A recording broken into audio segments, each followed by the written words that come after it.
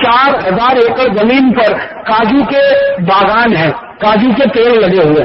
तो उसमें क्या होता है, 20 साल से वहां के किसान जो काजू की खेती करते हैं वो हेलीकॉप्टर किराए पर लेते हैं और उसमें जहरीले कीटनाशक जिसका नाम एंडोसल्फान है वो हेलीकॉप्टर में भरा जाता है और पूरे गांव के काजू के पेड़ पर जो 4700 एकड़ में है वो छिड़का जाता है एंडोसल्फान। 20 साल से लगातार।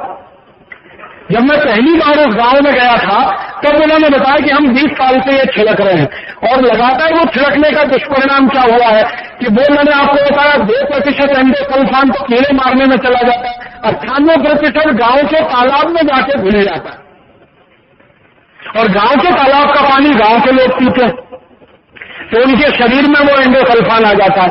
परिणाम ये हुआ है कि पिछले 20 वर्षों से पडरे गांव में कोई भी नया बच्चा पैदा नहीं हुआ है। ताली मत बजाइए इस पर। 20 साल से नया बच्चा पैदा नहीं हुआ।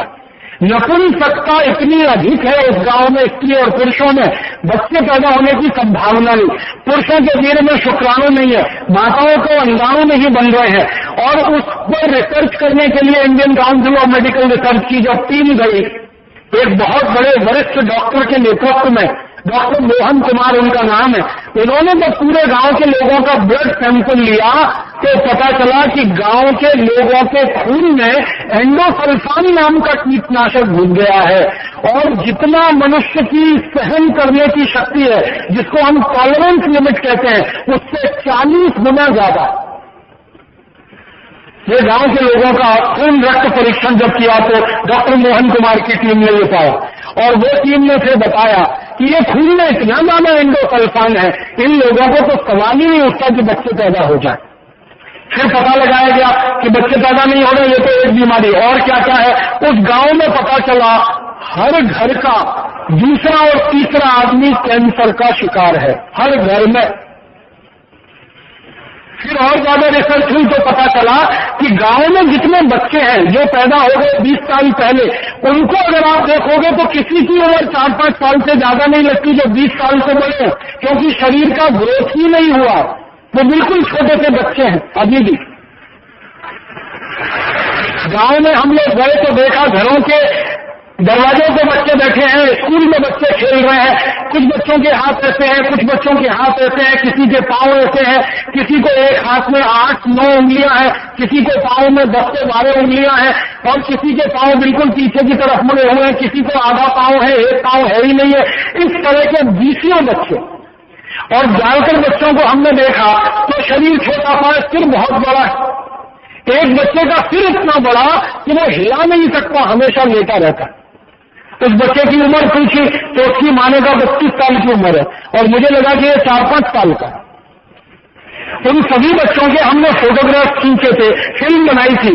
कभी समय मिला तो आस्था चैनल पर उसको हम दिखाएंगे कि इतने खराब स्थिति में वहां के बच्चे जी रहे हैं, उठा नहीं सकते शरीर को, सिर बहुत भारी है, हाथ पांव एकदम छोटे हैं, या सिर एकदम छोटा है, हाथ पांव बहुत भारी है, या किसी को आंखें जो है ना जन्म से अंधे हैं, कोई बोल नहीं पाता है, किसी को हमेशा मुंह टेढ़ा रहता है, ऐसा लगता है जैसे पैरालिसिस हो गया।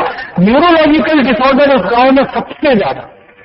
डॉक्टर मोहन कुमार जो वहां काम कर रहे हैं, सेवा कर रहे हैं, उनको जब पूछा गया कि आपने इस गांव को कैसा पाया तो उन्होंने कहा कि जब मैं इस गांव में आया था तो मुझे बताया गया कि केरल भारत का स्वर्ग है, इसलिए मैं इस गांव में आया सेवा करने के लिए। यहां आकर पता चला कि दुनिया का इतना खतरनाक नरक तो किसी भी देश में नहीं होगा जो इस केरल के कासरगोड जिले के पडरे गांव में है।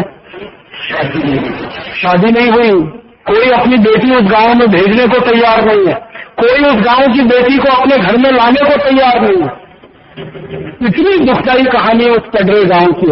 और उस पडरे गांव में जब हमने प्रवेश किया था तो वहां भी मलयाली भाषा में यही लिखा हुआ था कि केरल तो भारत का स्वर्ग है लेकिन ये गांव दुनिया का नरक है। कारण जहरीला कीटनाशक एंडोसल्फान जो वहां छिड़का जा रहा है 20 साल से, कहां पर? काजू के बागानों पर, काजू के पेड़ों पर। तो ये इस तरह के भारत में आप घूमने निकलेंगे तो सैकड़ों गांव निकलेंगे। इतनी बड़ी त्रासदी हमारे देश में ये जहरीले कीटनाशकों से इंसेक्टिसाइड, पेस्टिसाइड से और जहरीले रासायनिक खादों से हो रही है। तब अब प्रश्न उठता है कि आखिर इसका विकल्प क्या करें हम? तो हमें लगता है इसका एक ही विकल्प है, एकमात्र विकल्प है वो ये कि भारत के किसानों को इस बात के लिए तैयार किया जाए कि वो जल्दी से जल्दी इस जहर को खेत में डालना बंद करे और इस जहर के स्थान पर कोई अमृत तत्व उपलब्ध हो हमारी प्रकृति के द्वारा, उसको अपने खेतों में खाद के रूप में, कीटनाशक के रूप में डालें और धीरे धीरे ये धरती जो पूरी तरह से प्रदूषित हो गई है, बर्बाद हो गई है, इस धरती को वापस ठीक किया जाए, मिट्टी को वापस ठीक किया जाए, पानी को वापस ठीक किया जाए, हमारी हवा को वापस ठीक किया जाए। माने एक ही बात किसानों को समझानी है, विषमुक्त खेती करो। अभी तक विषयुक्त खेती कर रहे हो, अब विषमुक्त खेती करो, स्वदेशी खेती करो, स्वावलंबी खेती करो, कम खर्चे वाली खेती करो, ये जहर डालना पूरी तरह से बंद करो, क्योंकि ये जहर किसानों को भी मार रहा है और हम सब नागरिकों को भी मार रहा है। भारत सरकार के एक आंकड़े को और मैं आपको कहना चाहता हूं, सरकार के आंकड़े हैं कि भारत में जितने किसान ये जहर छिड़कते हैं ना, कीटनाशक, पेस्टिसाइड, इंसेक्टिसाइड खेत में, इनमें से हर साल 70,000 किसान मर जाते हैं हर साल, जो छिड़कते। कैसे मर जाते हैं आपको मालूम है? जब वो छिड़केंगे कीटनाशक और जंतुनाशक तो वो मिट्टी पर जितना गिरेगा, फसल पर जितना गिरेगा, उससे ज्यादा तो श्वास के माध्यम से आपके शरीर में आने वाला है। और ज्यादातर किसान भाई बहनों को मैंने देखा है, मुंह पे कोई मास्क नहीं लगाते हैं, ऐसे ही छिड़कते हुए चले जाते हैं।